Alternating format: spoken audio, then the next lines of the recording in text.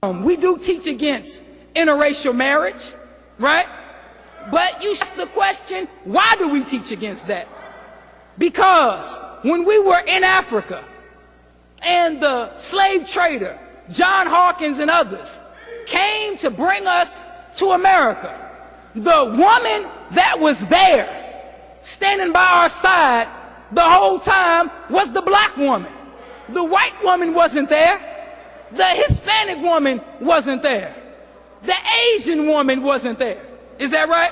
When they put you in the dungeon and they starved you for 3 to 5 days before they put you on the slave ship to make you weak so you wouldn't fight back. The white woman wasn't there, seeing how you felt after being starved for 3 to 5 days. The Asian woman wasn't there. The Hispanic woman was not there to comfort you in your hunger. All praise is due to Allah.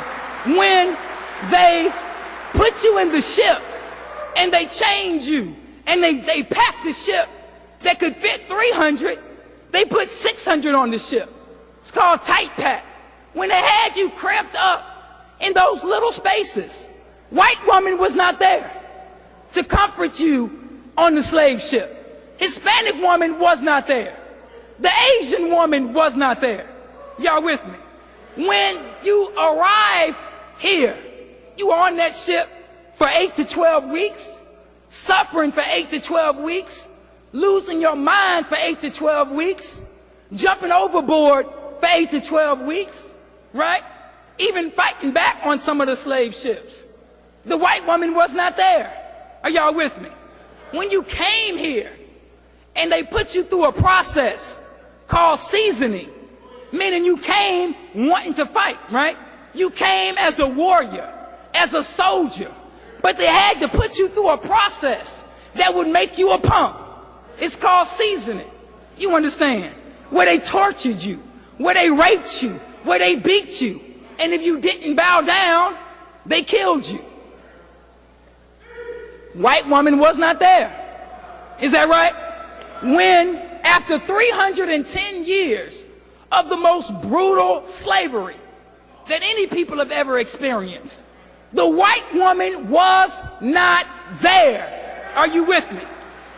When you were beaten in slavery, she wasn't there praying to God that the slave master stopped beating you. She wasn't there with tears in her eyes because you got beat by the slave master. When they poured salt into the wound after they beat you, she wasn't there to comfort you.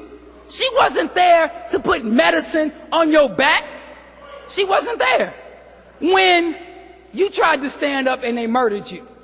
She wasn't there when you plotted to run away, to escape to the north where you thought it would be some freedom. The white woman was not there. You understand what I'm saying? When the black woman is the one that helped you escape. After slavery, when they instituted sharecropping, and you worked all day and night, and you could never get out of the debt that the white sharecropper or plantation owner put you in. The white woman was not there to comfort you in those days. You understand? When they instituted the black codes, saying 3 of y'all can't stand together. You can't be outside when it's nightfall. You can't walk down the street with a stick in your hand, because that was considered a weapon. White woman wasn't there. You understand? When Jim Crow, which lasted 125 years, where you had legal segregation, the white woman wasn't there when they said you couldn't come in the front door of the restaurant. The white woman wasn't there when they said that you couldn't come to this movie theater. You understand what I'm saying? The white woman wasn't there when they buried your dead grandmother in the black cemetery because they refused to put her in the white cemetery. You understand? Then when they started to lynch our people, white woman wasn't there. But guess who was there the whole time? The black woman has been by our side the whole time. So now, and I am wrapping it up, I just want to read to you something real quick. The reason I'm bringing this up is because there's a rapper by the name of Waka Flocka. Waka Flocka said something very important. He said loyalty before royalty. So if the black woman has been loyal to us, then what should our duty be by the black woman? We should be what? Loyal to them. Listen to this. After learning of the lynching of her husband, Mary Turner, in her 8th month of pregnancy, vowed to find those responsible and swear out warrants against them and have them punished in the courts. For making such a threat, a mob of several hundred men and women determined to teach her a lesson. After tying her ankles together, they hung her from a tree, head downward, dousing her clothes with gasoline. They burned them from her body.